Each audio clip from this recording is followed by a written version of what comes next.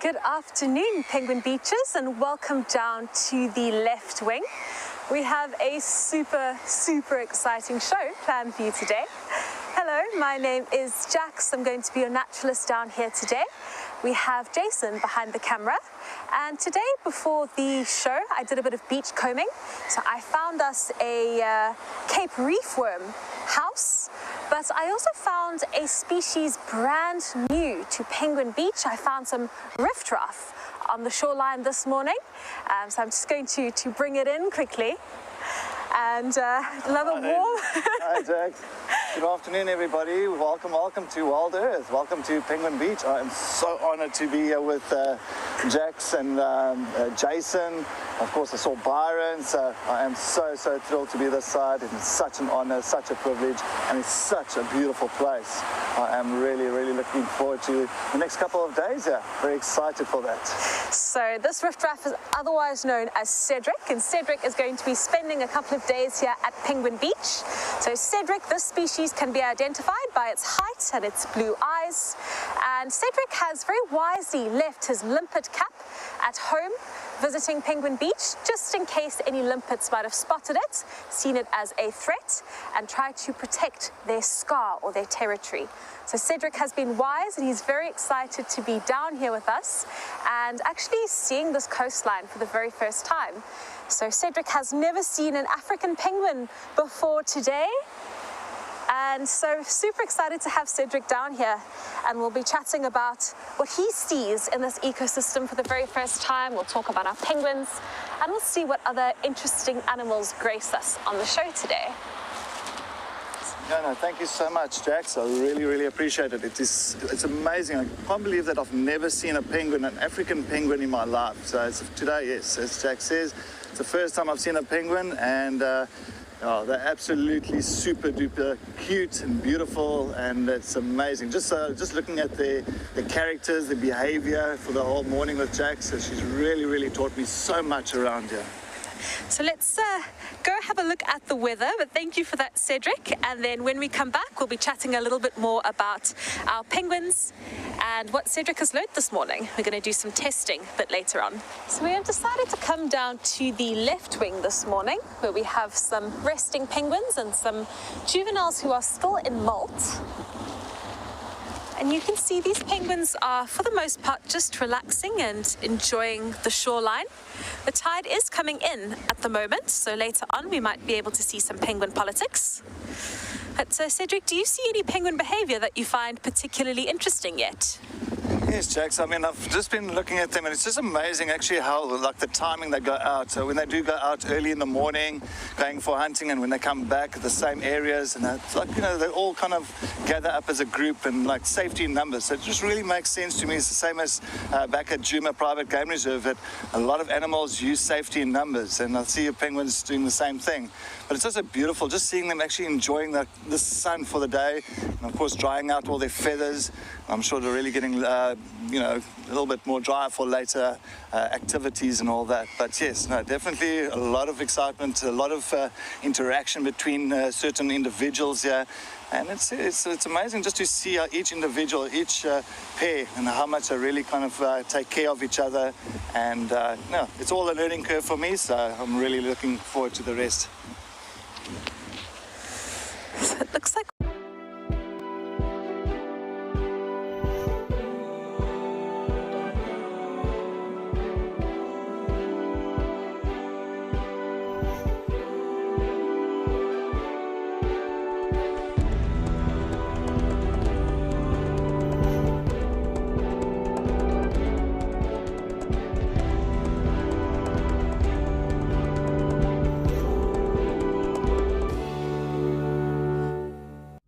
this morning we were driving and suddenly we heard a lot of commotion. I think the wild dogs might have caught an impala then, or the leopard might have caught the impala, and as it was dragging it, the wild dog saw it, started chasing the leopard up into the tree, and then the hyenas came to steal it.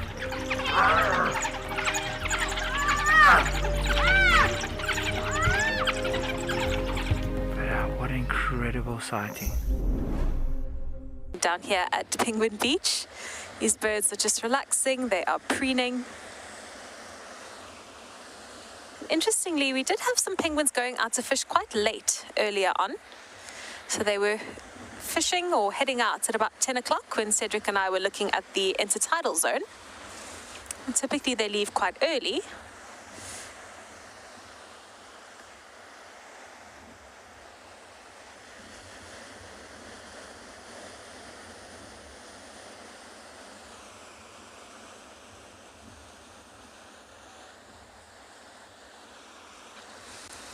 You can see our birds are really just enjoying a relaxing time on the shoreline. And I think as the show progresses, that tide is going to start moving them. And Cedric, today's your very first day seeing these penguins. You've got a question coming in. So Cedric, Leah's asking you, what are you most excited to see today? Leah, good afternoon. Thank you so much for joining us here on WildEarth at Penguin Beach. What am I most excited to see today? Well, I think it's really everything. Everything so far has excited me. All the cormorants, the different cormorants that we do have here at Penguin Beach.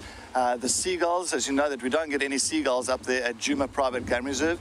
And of course, the stars of the show, the penguins, the African penguins. So I think when I did drive in here right in the beginning this morning, and I saw my first penguin, I was really so excited. I almost forgot to turn my car off. So yeah, no, that's just one of the stars of the show around, and just to see just their behavior.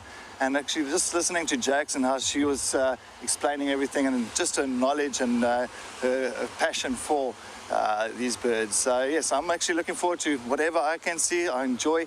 I also saw a gama. It was a southern rocker gama, and yes, Jax showed me the southern rocker gama that I haven't seen around this area before. So that was very exciting. Almost reminds me of that blue-headed agama there up at, in the Lowveld. A little bit smaller, but it's pretty much the same kind of idea with the coloration on the heads, with that blue head, and of course of the male, and of course the female, this a little bit of a duller, like a brown color. But yeah, everything, Leah. But anyway, thank you so much for the questions, and thanks for joining us this afternoon. So it's very nice to have another guide around. There's certainly something in guide culture where guides are inherently curious. So to show another guide around and see an area that you know through their eyes is quite special. You can see we've got a penguin that Jason was just framing up so nicely with that kelp wash up in front of it. And these penguins are going to have to cross that kelp a little bit later on. It does get super slippery.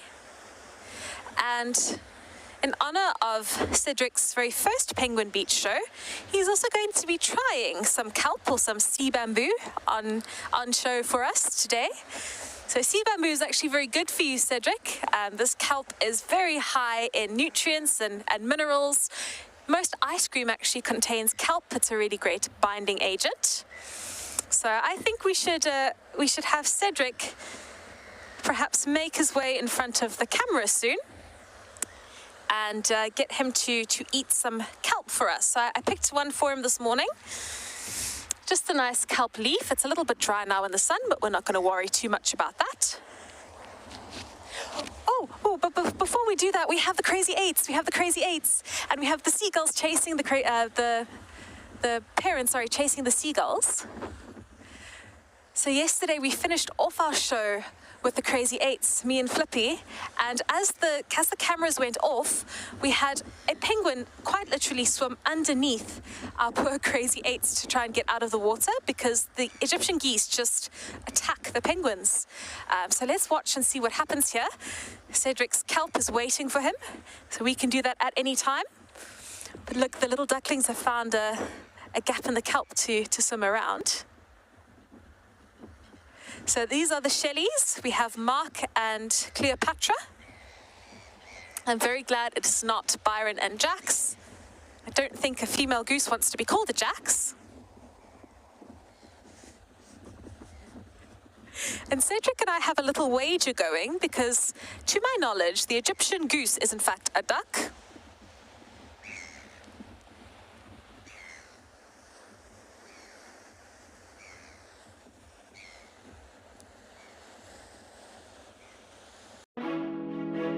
Ribbon is the matriarch. and has recently been seen with injuries to her body. Corky was the previous matriarch and is believed to be taking back her status. Intima was born to Ribbon in February 2017 and also enjoys a high ranking. Heart is the next rank down, and June is believed to be the lowest rank, easily recognizable by a floppy left ear. 3 brothers named the Avoca males arrived in Juma in 2018. This area had recently been vacated by the Birmingham boys. In 2019, they were seen mating with females from both prides and went on to sire cubs with them. The most recognizable lion in this coalition is Darkmane. Aside from the dark mane that gave him his name, he can be recognized by a distinctive limp.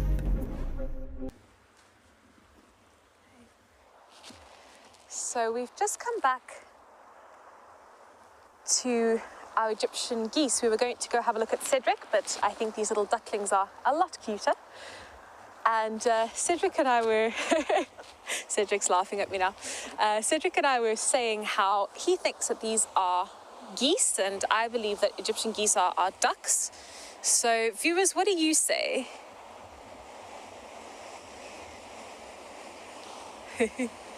Nadia, it is lovely to have Mark and Theo. I must say this is one of my favorite parts of our show is spending time with these ducklings and watching what happens. So I believe there might still be 8 or 9 ducklings. I haven't counted them yet. I might actually give Cedric that job. Have a look and see how many. Cedric sees 8. 8 ducklings. And you can see a lot of them have climbed out the water and are now just shaking off those tiny little wings, only to hop back into the water again. And I just find it incredible that these tiny little birds are undertaking this movement along the shoreline every day. They swim in the ocean every day. You never find the adult Egyptian geese just swimming in the ocean by themselves.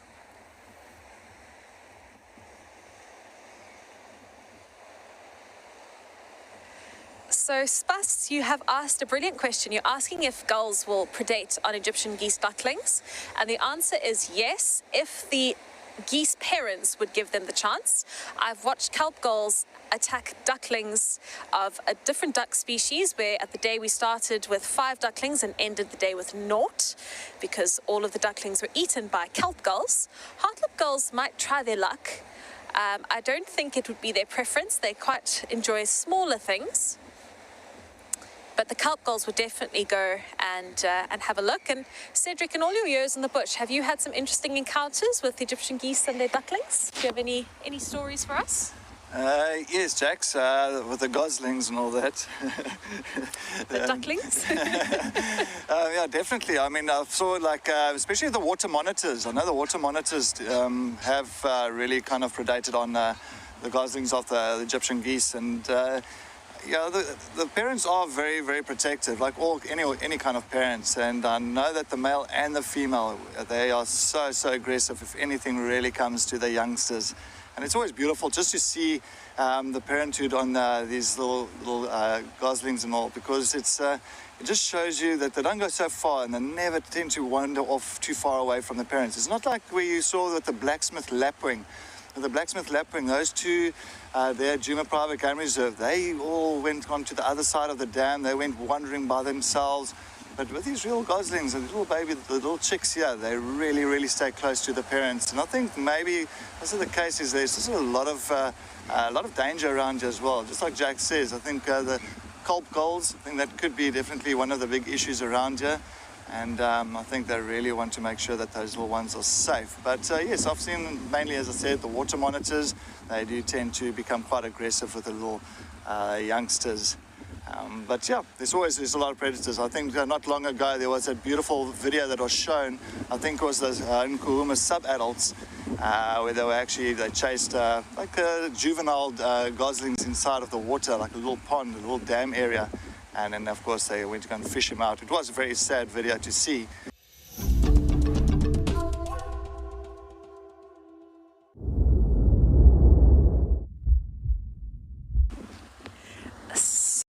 lodged in that tree are two carcasses. There's a duiker carcass and a waterbuck. Well, it's not as graceful as... He's a bit hesitant because, well, climbing a tree is not the easiest, but he will get up there eventually.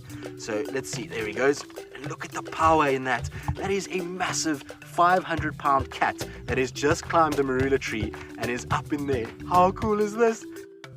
I don't know how he's going to do it, but let's see.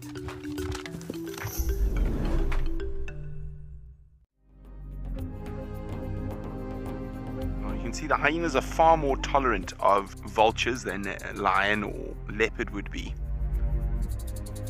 Occasionally a hyena will bite sort of a couple of tail feathers out of the back of a vulture, but I've never actually seen them, even once they've caught one, actually kill it.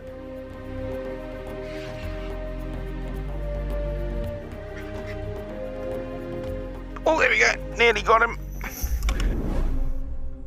And I don't know if they went to another watering hole, but that was 7 of them just disappeared. But yeah, that's a circle of life, and but they are cute. These ones are really, really adorable. They're at that age where you can just view them all day and just enjoy the activity with the parents. So I actually think the success rate with the parenting is better in the Western Cape, what I've been reading about, which is very interesting.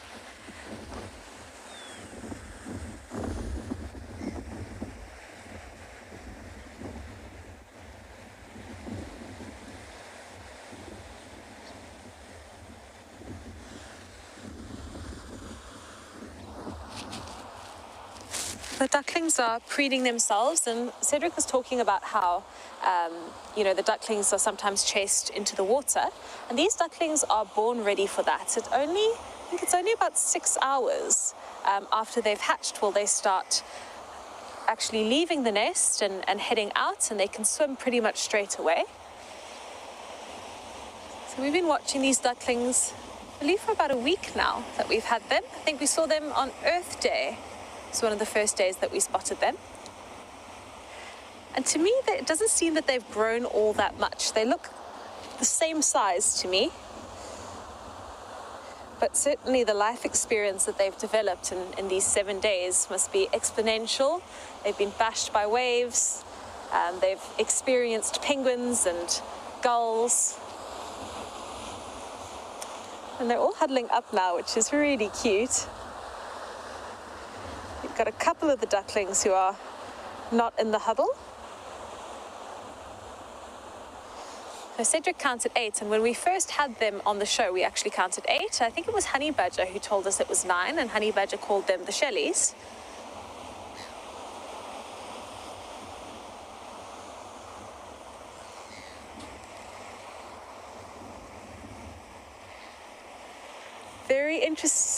Very interesting question, Darkman Lover. So, Cedric, Darkman Lover wants to know if you would ever trade in your bush skills and become a marine guide.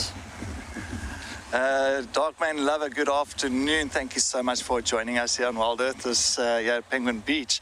Would I ever change my my side here, Djuma Game Reserve, or the bush side for marine? Darkman Lover, to be honest, I'll be frank with you. No, I think I enjoy the bush life. See, I was brought up in the bush. I was brought up in that area all my life, so I know that area.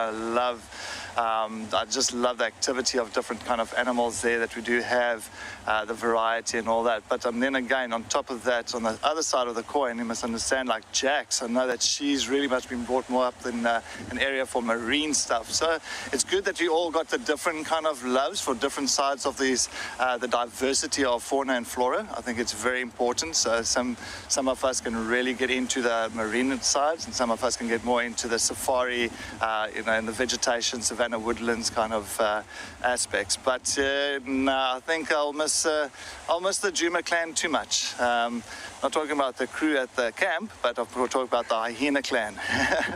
But yes, I'm very happy to see, just to take a look at this and just to see the differences that we do have here in South Africa. And as I said, the diversity is amazing, really, really incredible. And I'm very privileged to say that we can, go from the coastal side, have this beauty, to go into the, Greater Kruger Park area and to have that beauty. So we definitely have the best of both worlds around here. So, but yes, I think I'll stick to Djuma Private Game Reserve. It's where my home and my heart is.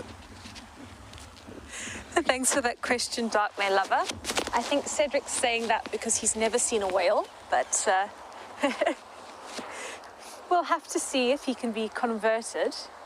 But you will find that most guides, although every guide has their area that they're most passionate about, we tend to just love wildlife, and you can see Cedric has gone on leave to find more wildlife, and I do exactly the same. I go to the bush on holiday, so it's definitely it's a way of life and not just a career for people like us.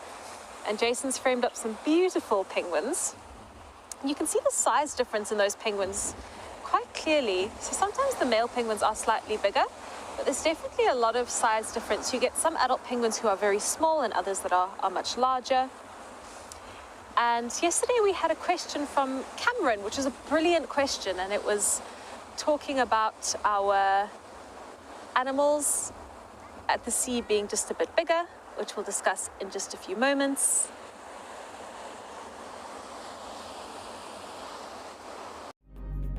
Hyena and hippo walking side by side, terror etched on the expression of little hippo.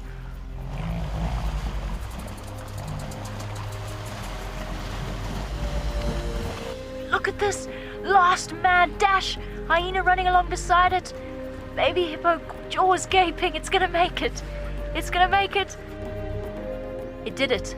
The baby hippo against all odds. Hukamore. Oh, here's an impressive looking male leopard. Look at that neck on him. He just looks ready for a fight. This is only the third time that we are seeing him that is known as the Hukamuri male, and he certainly has a lot of character and atmosphere. This is gorgeous. Hukamuri having a drink at one of the little seasonal pans. Isn't he absolutely gorgeous? Compact, powerful, focused. I love it.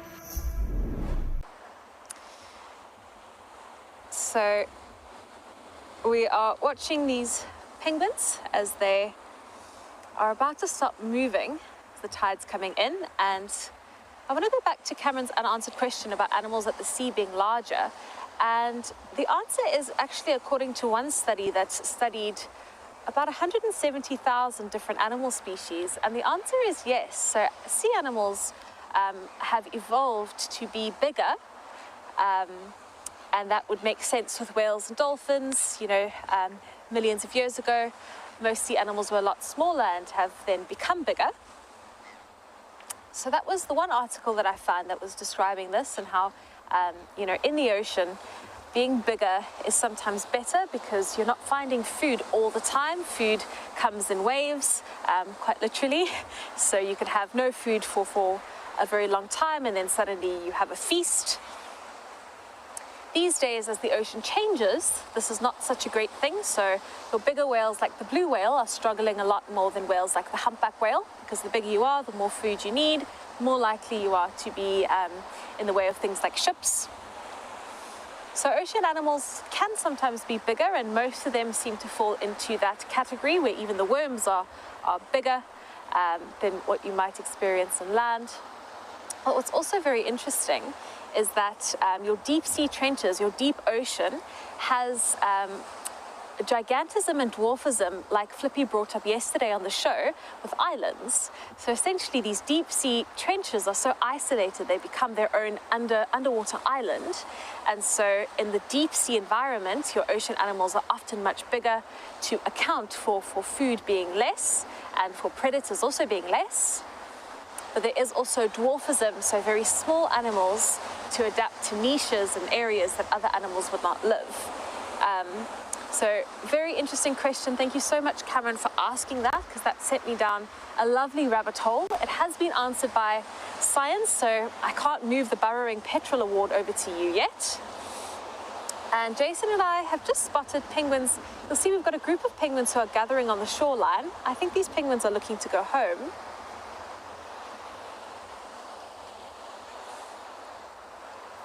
Oh, Riley. I was not going to ask Cedric to do this, but you have. And so, Cedric, Riley would love to know how good your penguin call is. So we'd love to hear it. You are so good at doing the other animal calls. It's Riley, not me, who's asking. Riley, good afternoon. Thank you for joining my penguin call, African penguin call. Well, look, I don't want to chase Jax away. I'm just very scared. So I could get the call for you. I can try. Okay.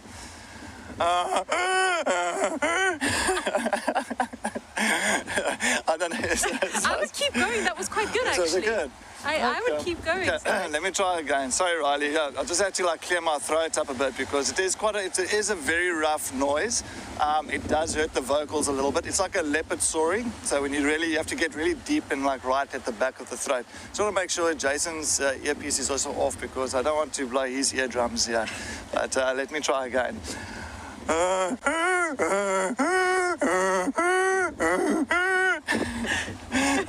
Thanks, Riley. No, I really feel at home.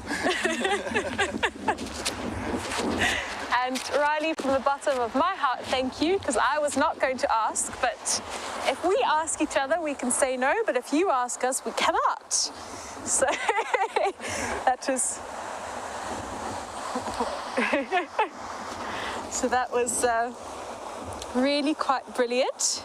Thank you, Cedric. You're very good at calls, I must say. When I have watched your calls, I was saying to Cedric before the show, when you work at sea, you don't call anything, so you don't really mimic the sounds of the animals you watch.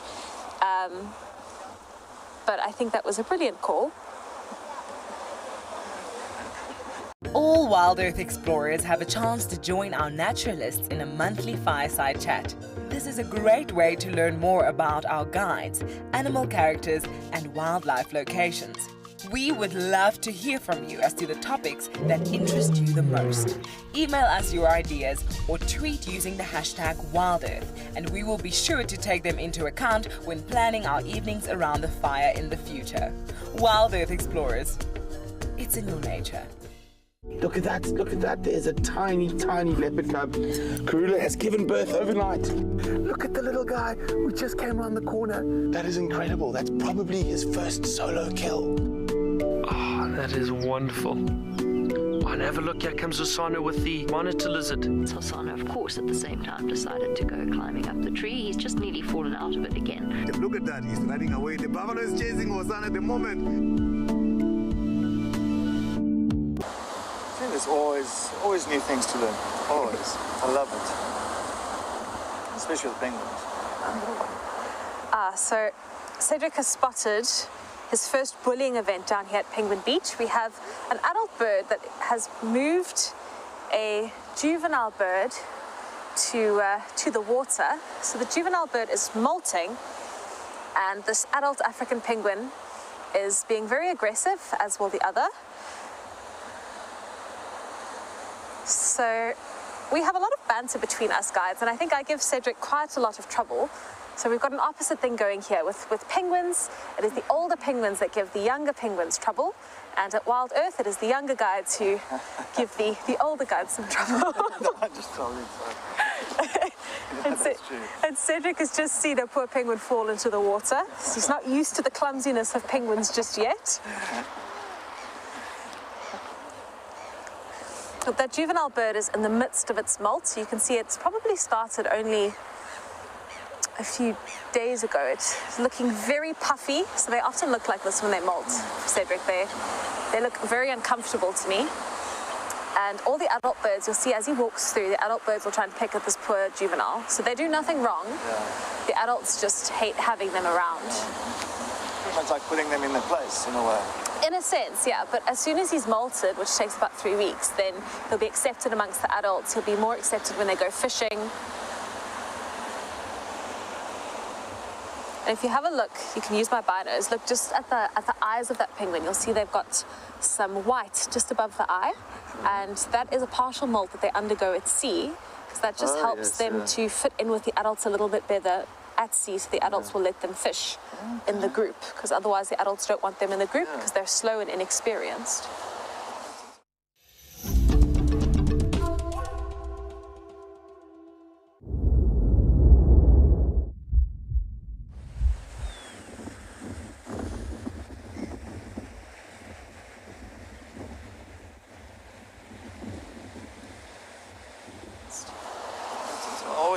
It's always amazing with coloration. Coloration of youngsters, and there's always certain reasons for certain things. I mean, I'm like, taking a look at that young penguin now that's going through its molt.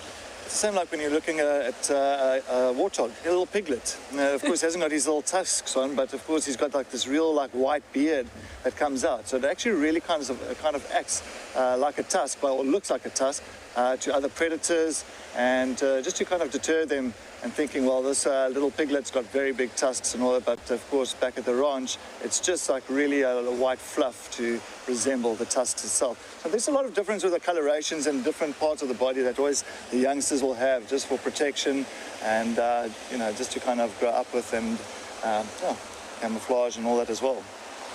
So that's amazing. I had no idea about that. That's really cool with the warthogs. So lovely to get that knowledge, that bush knowledge, and see how different things remind you of what you see in the bush. We also had another unanswered question before I forget, and that was one about the girdled lizard and how big the Cape girdled lizard gets. They're actually a lot smaller than what I thought, so the maximum size is actually about 8 centimeters in one of the studies done on them. Believe it or not, there's actually not that much research being done on a lot of the lizards and a lot of the reptiles that we see here. Oh, and it looks like we've got some penguin politics that might play out on the shoreline. It's so weird, they're like circling each other. Oh, it's not necessarily politics. So what you're seeing, Cedric, is a love triangle. Oh, okay, so it's 2 males and a female. I think so. That's very interesting.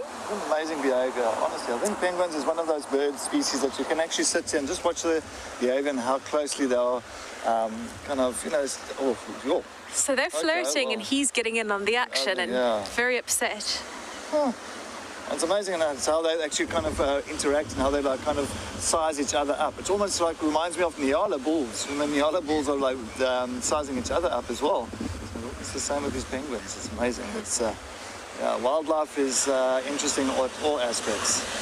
So what you got to see there, that flipper slapping, or the slapping of the flippers on the side of the body, is very typical of when the males are trying to get with the females. So they'll go up to her and they'll go behind her and they'll just pat her sides.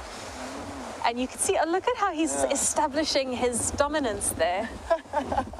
That's amazing. That's flirting there. Yeah, that's fantastic. This is actually super fascinating. So I've actually never seen a love triangle like this play out on Penguin Beach. Jason, have you seen this before? First time for Jason? Yes. And this little guy, he's smaller, but he's hoping to still win this female's heart. She's not all that receptive. My favorite thing about WildEarth are the animals and the interaction and the ability to wait and watch and not rush off. You get to watch their behavior and learn about the individuals. I would like to see the hyenas at the hyena den, and I have. Look at that. If I could be any animal, I would be a cheetah. I would love to run fast. Our Western Cape coastline is graced with the Cape fur seal. This playful species is curious and entertaining. At Hout Bay Seal Rescue Centre, seals in need are rescued, fed and nursed back to health by our well-trained team of dedicated staff and volunteers. This wonderful legacy of the centre is continued as these protected creatures are rehabilitated and released back into the wild. These penguins haven't established their partnerships yet.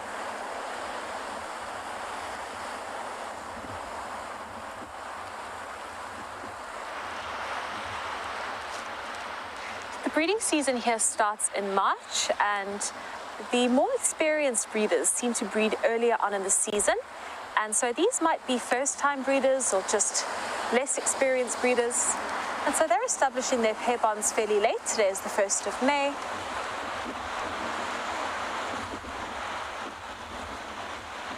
And so the breeding you can see here up until about August. This female is being selective about her mate. She wants to choose someone who is going to help her raise her chicks We know that with the penguins, that parental care is shared, and so what penguins really need is a teammate.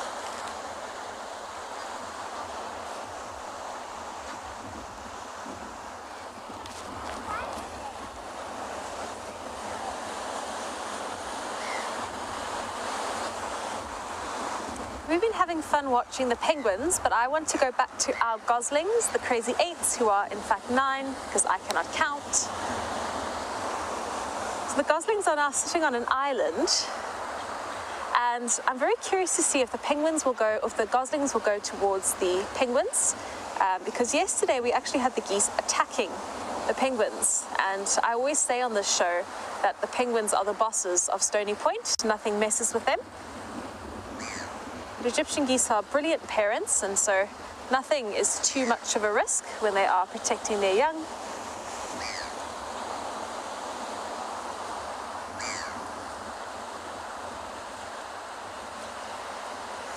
The goslings are just having a little rest. I do think that the foraging, I think they spend more time out now than what they were spending when they were just newly hatched. I think their parents are really training them up nicely to get them adapted to the left wing, where a lot of the geese seem to like to feed.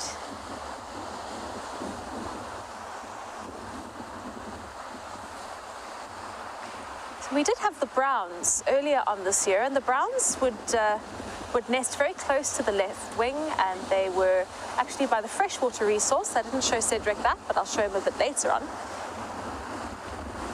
But these ducklings have come all the way from Jacuzzi. They make a very long journey to this area every day. If you are a WildEarth explorer, we have exciting news for you.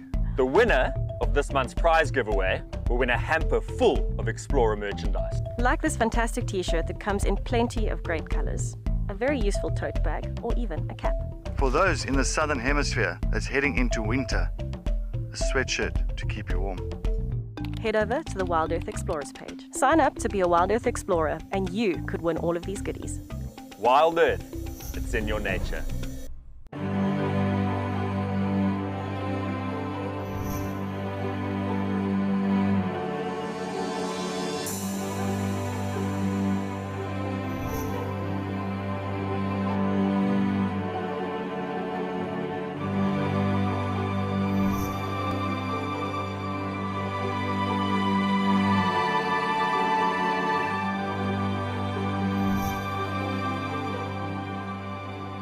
To be quite hardy to withstand the ocean.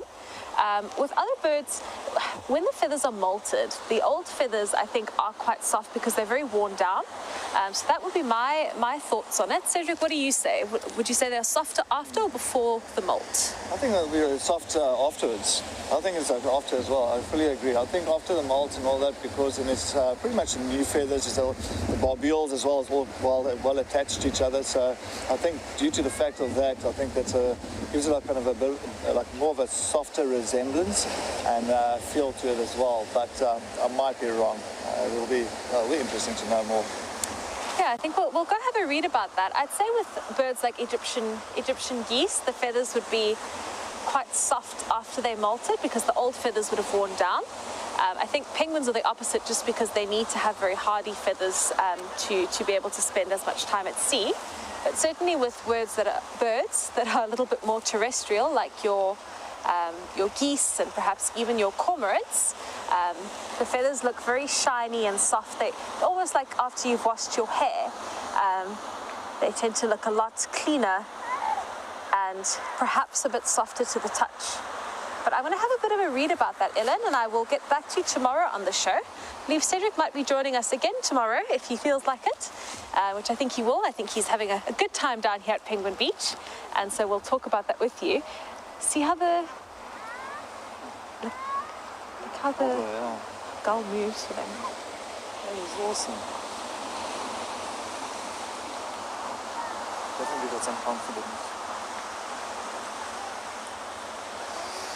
So I think these geese have actually trained the gulls and other birds that if the ducklings are around, they need to move because the geese will attack them if they don't.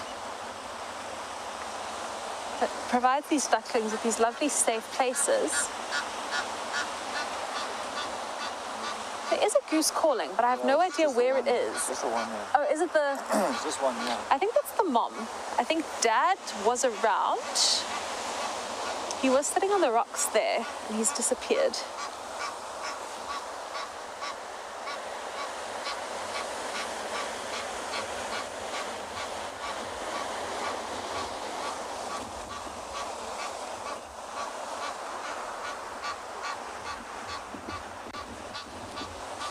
So, find a way into the kill to eat, get their fill in there as well. But they're also going to be told off. See, lions are not great at sharing their food.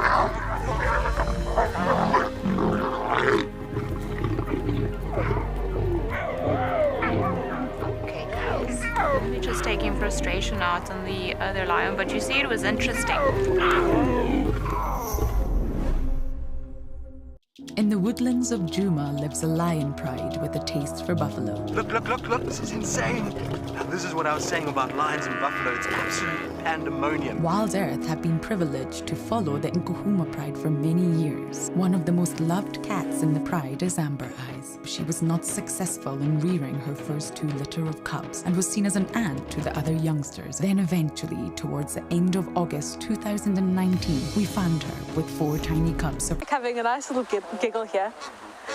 They are certainly very hardy, having to withstand the force of these waves. And on the first day that they were sighted, Jason and I watched them in the waves, and the waves would crash and the poor ducklings would go into the rocks. But I think birds are much hardier than what we are. We've seen lots of penguins fall on the show. I've seen other birds have some big tumbles, and they just seem to carry on. But I think it is time for Cedric to enjoy some local cuisine down here at Penguin Beach. And so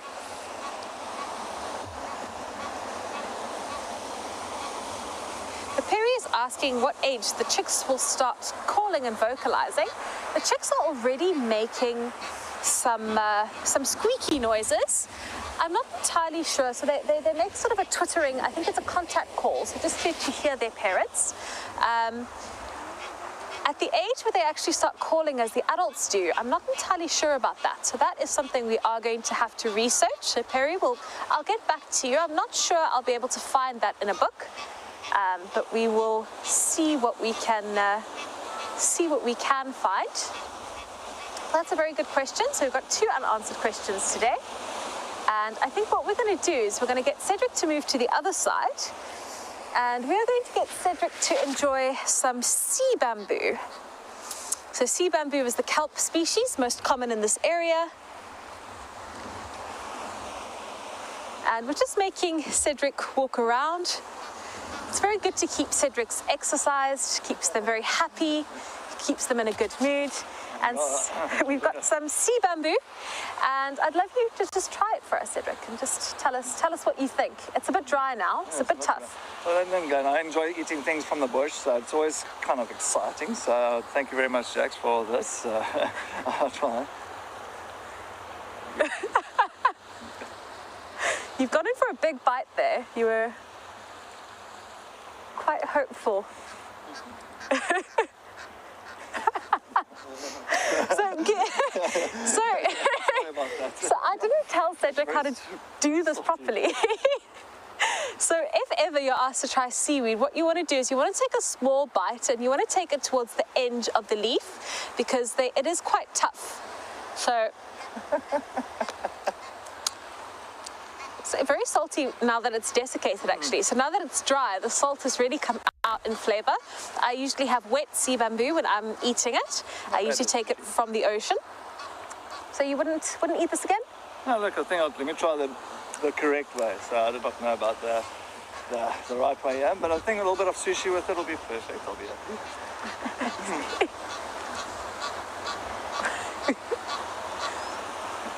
Still not sold. All All WildEarth explorers have a chance to join our naturalists in a monthly fireside chat. This is a great way to learn more about our guides, animal characters, and wildlife locations. We would love to hear from you as to the topics that interest you the most. Email us your ideas or tweet using the hashtag WildEarth, and we will be sure to take them into account when planning our evenings around the fire in the future. WildEarth explorers, it's in your nature. Look at that, there's a tiny, tiny leopard cub. Karula has given birth overnight. Look at the little guy, we just came around the corner. That is incredible, that's probably his first solo kill. Oh, that is wonderful. Oh, and have a look, here comes Oceanic with the monitor lizard. Oceanic, of course, at the same time decided to go climbing up the tree. He's just nearly fallen out of it again. Look at that, he's running away. The buffalo is chasing Oceanic at the moment.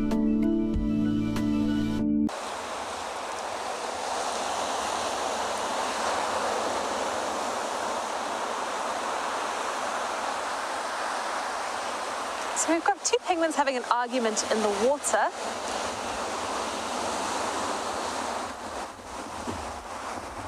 They do seem to enjoy chasing each other around.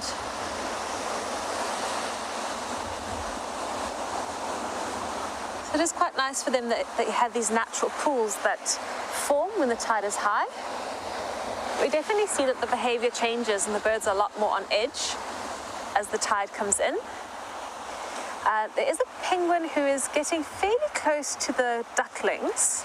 So we'll just keep an eye on that and see what happens, because if the geese realize what's happening, then they go full on into attack mode. I think the penguin has decided to be wise.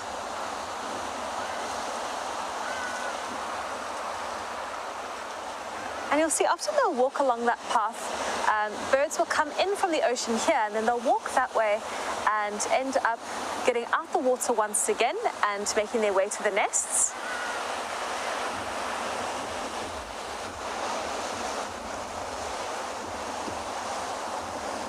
I think what could be quite exciting for us tomorrow is actually to tap into Cedric's amazing tracking skills and see what tracks and signs he can find for us here down at Penguin Beach. We were having a look at our penguin footprints and our penguin pathways. But as Byron has mentioned a lot, we don't do as much tracking. We look for other signs in the Cape. And certainly at sea, we're always looking for signs of bird activity. And we look for footprints and things like that caused by animals moving.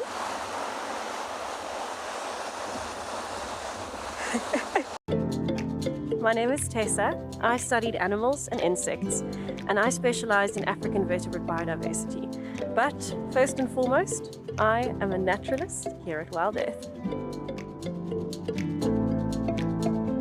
What inspired me to become a naturalist was a combination of a childhood love and passion for wildlife from our family holidays. It just became this amazing passion, and it ignited this fire that just would not go away. To me, the skills that a naturalist should have would be that passion, making sure that you know why you've got that passion and keeping it going no matter what. The determination to never give up, because it's not the easiest place to be, but I can tell you in my experience it's the best place to be, with the biggest differences that you can make. If I could be any animal, I think I would be a leopard.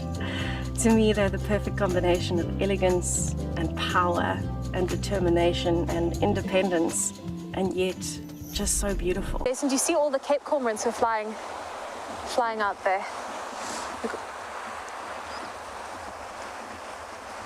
So we're just going to look at some Cape cormorants flying by.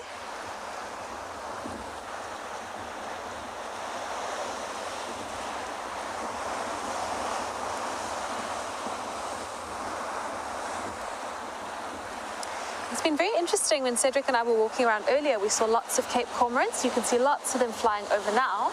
So I think that's very indicative of there having been some really nice big schools of fish in the area today, and these cormorants are finding a place to rest. So these cormorants, oh, there's a tern sitting right here, sorry. Look, it's a juvenile, what is that, a common tern? No, that's not, I don't think that's a common tern. Look at that bill. Cedric, do you see this bird here? Okay, so we actually have the bird book with us, so we can have a look. We'll just get to the terns. So this tern, at this time of year, we can see the Antarctic tern. You can see the Antarctic comes at this time. I think the Arctic we might see. So we'll just have a look. So we call the Antarctic common and Arctic terns the comics because they're very hard to identify. This is like the LBJs, the little brown jobs of the bush. That's it. Always nice to see. Very nice to see. Goodness, look at that. Okay, so very red feet. And then he doesn't have a pale rump. He's got grey all throughout his back, dark on his head. This is super exciting. We might have a new species on Penguin Beach here. We're looking for the terns. Yeah, hold that for me quickly. We'll just see.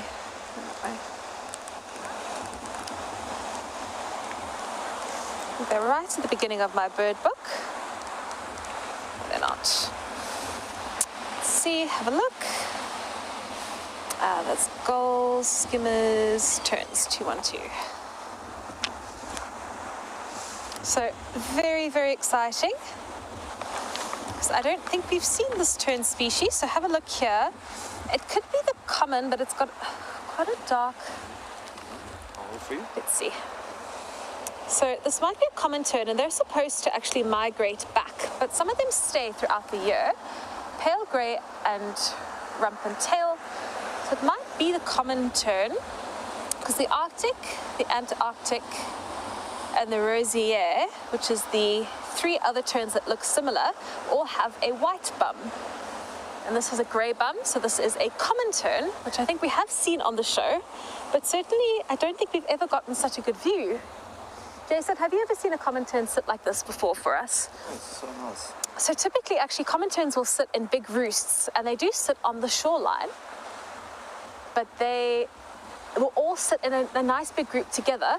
And I'm wondering, actually, the terns we saw earlier, if that was not a group of common terns there too. Together, yeah. Fantastic. That's what's so amazing around here. You've got all different birds, your bird life here. I think I've got about maybe 7, 8 different new species on my list from yesterday until today. So Jax and Byron have really put some new species of birds down on my list, which is fantastic. I mean, it's you got to like know somebody that knows these birds and where to look for certain species. And no, it is really, really wonderful. Being down this side and just taking a look at this, your excitement for that tern as well. It was just incredible. You almost jumped over this hedge here. I really like terns, and terns are the LBJs, the little brown jobs of the ocean, because it's so difficult to tell the difference between the, particularly, like I said, the common, the Arctic, and the Antarctic. It's just the plain grey rump that you would see for the difference, but yeah, you can see the common tern, it's migrant. So cool to get to see them, and so unusual. I think this is the first time I've ever seen a common tern actually sit by itself. Often on the shoreline they are in these nice big groups. So I wonder what the safari team are getting up to. I think we're having way too much fun on this side. Looks like they are looking for some lions.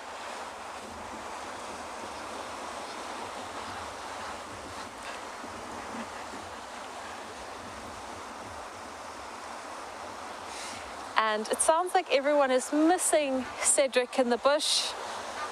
We've got Cedric here with us.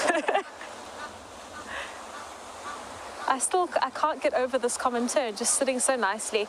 Sometimes the common terns also have dark feet. So I don't know if you can really see it. Sometimes I think it's more of a juvenile. It's not shown in this book very nicely, but sometimes you can see the juve of the Antarctic. You might be right, yeah. It might be the juvenile common tern. But this is nice, lovely red feet, and you can see I think there's a bit of red on the beak as well. Did you get a look through the binos? That's red. Reddish. Yeah. Very nice. Well, it sounds like everybody's having so much fun here at Penguin Beach as well. I'm just safari will be fantastic. So Lisa, like Cedric, has a new bird, and it is the common tern, so that's very exciting. I love to be the first person to show people things. It always makes me very happy. Thanks, Jack. So they're looking for lions and elephants on safari. I think we're very happy with our common tern. And this tern is so relaxed. Often they're quite skittish, so if you had to be quite close, they fly off. And this tern is just happy to bath in front of us and relax in front of us. So they will breed on sites exactly like what you see, or they will roost certainly. So just a couple of rocks like this, you'll have all of the terns sit down, and wherever they are, you'll see lots of guano.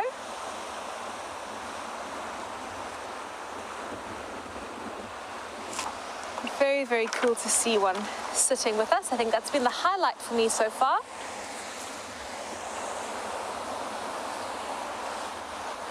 And we also have a crowned cormorant, I believe. Or is it a young cape? I think it's a young cape cormorant, actually, who has joined in here in the left wing. It's a young cape cormorant, and so the young cape cormorants don't have a very orange face. The adults do. And he's likely looking for clipfish. So can you see him hunting, Cedric? Yeah, he's like his head down underwater. Fantastic. So the clipfish will sit on the rocks. And clipfish is a rockfish. It's not a rock sucker fish, it just sits on the rock. So we'll just see what this young Cape Cormorant will find. There are also small schools of fish that sometimes get trapped here. I love watching cormorants hunt though. They're Do you think he's, because he's so young, he's a bit nervous going out to sea, or do you think this is how they start off learning how to, hunt for food around the other cormorants?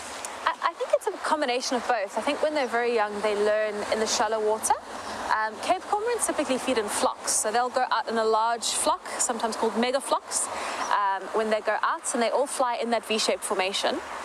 So I don't know if it's like with the penguins, where they prefer to have your your older birds in the big flocks, if the younger birds also maybe get a bit of trouble or cause a bit of trouble by being a bit slow. We only have a couple of minutes left in today's show, so I think we've had a good time. We got to see Cedric eat kelp and split kelp out. We got to see some penguin fights. So I think overall a really fantastic time down here at Penguin Beach. And Ollie's got a comment for us. So Ollie says he's had a lot of fun. It's been a really great show. Thank you guys. I'm so glad that you've enjoyed it. We'll rope Cedric in for tomorrow and see what he says. I'm going to go eat my lunch that he's paying for with our Egyptian goose that is in fact a duck. It's well done, Jax. She got that. She got me. She hit me for a 6. And on behalf of Jason, Cedric and myself, thank you so much for watching. Thank you for your wonderful questions. Tomorrow Flippy is back behind the camera, and we are hoping for an amazing show. So let's spend our last couple of seconds just watching the ocean. Thank you again, and enjoy the rest of your afternoon.